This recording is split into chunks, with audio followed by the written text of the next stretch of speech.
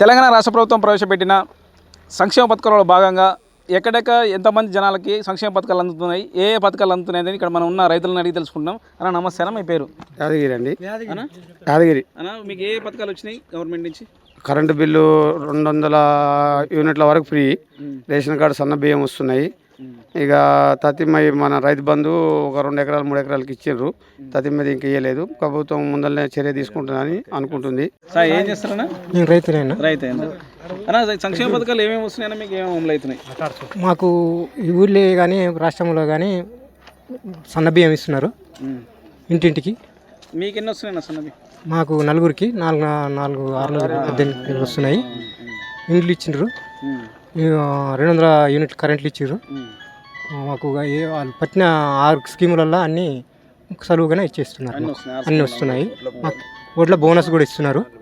రైతు బీమా పరిస్థితి? రైతు 4 ఎకరాల వరకు అయితే ఇప్పుడు వేసిన అన్నారు సార్. 3 ఎకరాల వరకు అయితే వచ్చినాయి, ఇంకా కూడా వచ్చే అవకాశం ఉంది అంటున్నారు. మళ్ళీ 2వ విడత ఇండ్లు కూడా పెడతా అంటున్నారు. అందరూ కూడా ప్రజలు కూడా చూస్తున్నారు. ఇంకా మీ ఊర్లో ఎంతమంది రాను ఇల్లు రాను? ఇంకా చాలా మంది ఉన్నారన్న, ఇంకొక 100-150 మంది దాకా వెళ్తారు.